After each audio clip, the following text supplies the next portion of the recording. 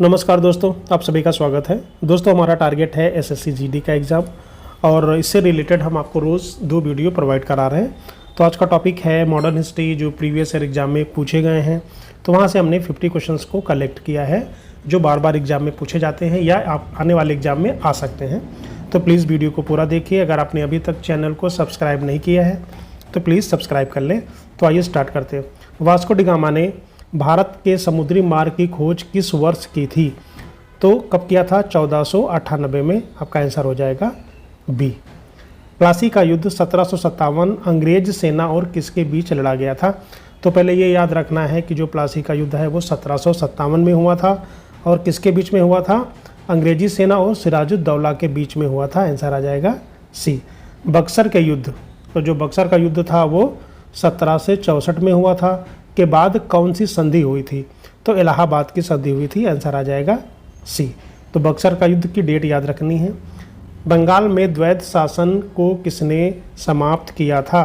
तो Warren Hasting ने समाप्त किया था द्वैध शासन को। भारत में अस्थाई बंदोबस्त की शुरुआत किसने की थी? तो लॉर्ड कॉर्नवालिस ने किया था अस्थाई बंदोबस्त की शुरुआत। 1857 के विद्रोह के दौरान कानपुर में विद्रोह का नेतृत्व किसने किया था? तो नाना साहब ने किया था कानपुर से विद्रोह का नेतृत्व। आंसर हो जाएगा सी। सत्यार्थ प्रकाश पुस्तक के लेखक कौन है?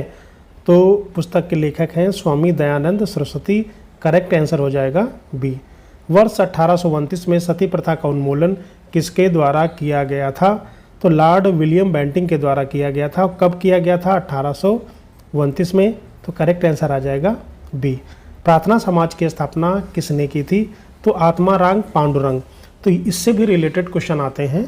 अगर आपने अभी तक चैनल को सब्सक्राइब नहीं किया तो प्लीज़ सब्सक्राइब कर लें। प्रार्थना समाज की स्थापना किसने की थी? तो आत्माराम पांडुरंग ने की थी। अलीगढ़ मुस्लिम विश्वविद्यालय की स्थापना किसने की थी? तो सर सैयद अहमद खान ने की थी। तो आंसर आ जाएगा बी। भारतीय राष्ट्रीय कांग्रेस की स्थापना के समय भारत का वायसराय कौन था? तो वायसराय था लॉर्ड डफरिन।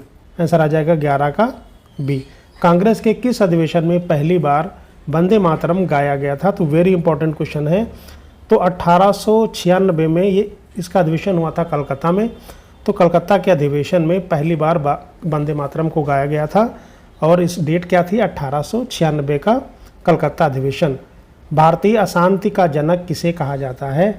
तो बाल गंगाधर तिलक को कहा जाता है। बंगाल विभाजन 1905 किस वायसराय ने किया था? तो लॉर्ड कर्जन ने किया था बंगाल का विभाजन, या फिर ये कह सकते हैं कि बंगाल के विभाजन के समय भारत का वायसराय था लॉर्ड कर्जन। मुस्लिम लीग की स्थापना 1906 में कहाँ पे हुई थी? तो ढाका में हुई थी। आंसर हो जाएगा बी। गांधी जी ने दक्षिण अफ्रीका में किस पत्रिका का संपादन किया था? तो उसका नाम है इंडियन ओपिनियन। ये गांधी जी ने कहाँ पे किया था? दक्षिण अफ्रीका में किया था। आंसर हो जाएगा बी।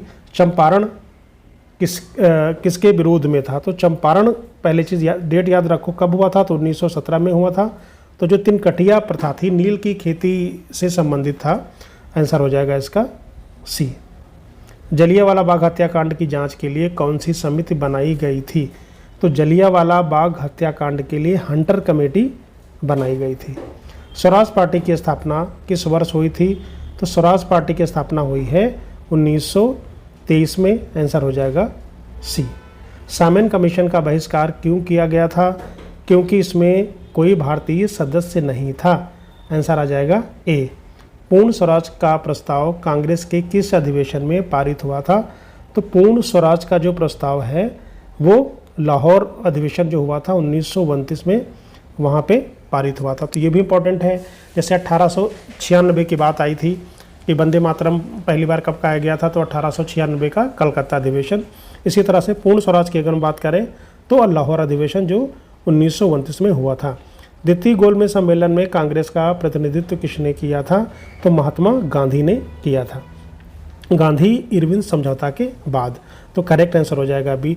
पूना पैक्ट 1932 किन के बीच हुआ था? तो गांधी और अंबेडकर जी के बीच में हुआ था। आंसर हो जाएगा बी। किस आंदोलन के दौरान करो या मरो का नारा दिया गया था? तो भारत छोड़ो आंदोलन जो 8 अगस्त 1942 में शुरू हुआ था, उसकी डेट है। तो उसमें गांधी जी ने करो या मरो का नारा दिया था। सुभाष चंद्र बोस ने फॉरवर्ड ब्लॉक की स्थापना कब की थी?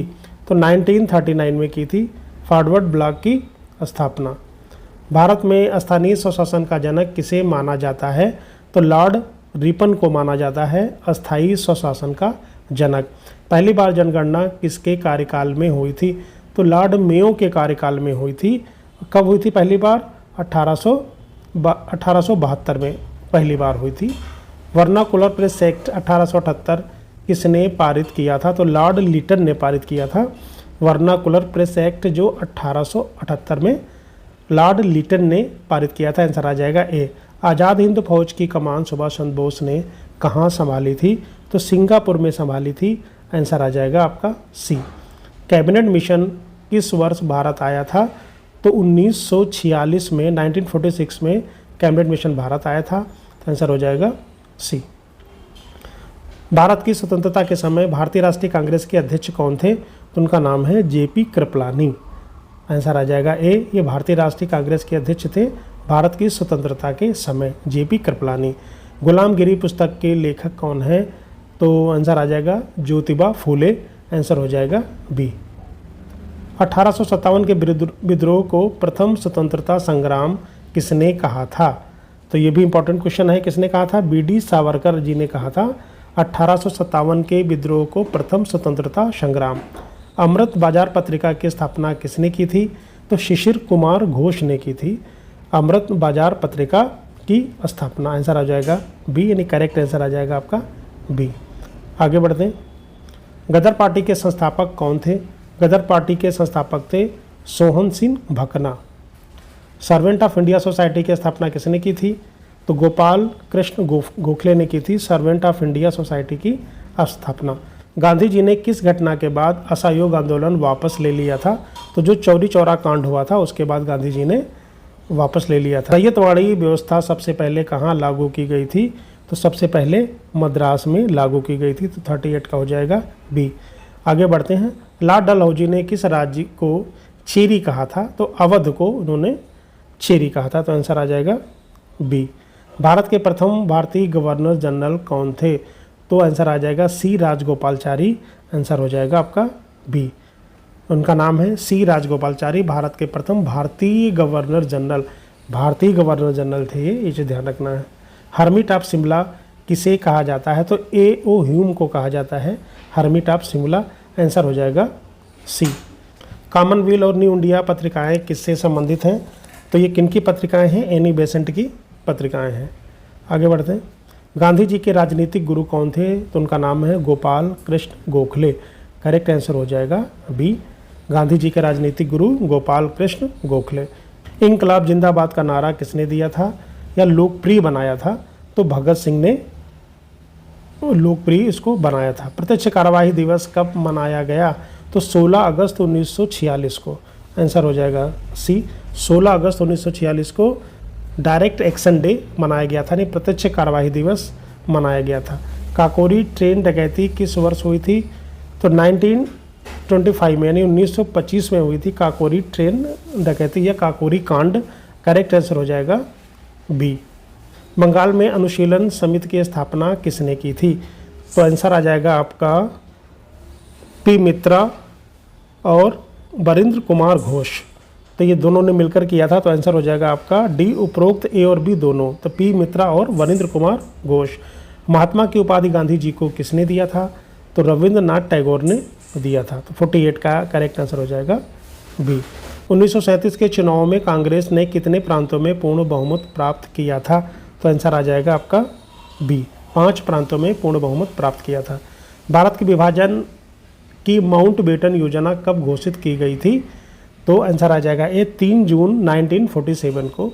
3 जून 1947 को भारत के विभाजन की माउंटबेटन योजना घोषित की गई थी। तो करेक्ट आंसर आ जाएगा ए। दोस्तों, अगर वीडियो अच्छा लगा प्लीज़ लाइक, शेयर, सब्सक्राइब और कमेंट जरूर करें। Thank you very much.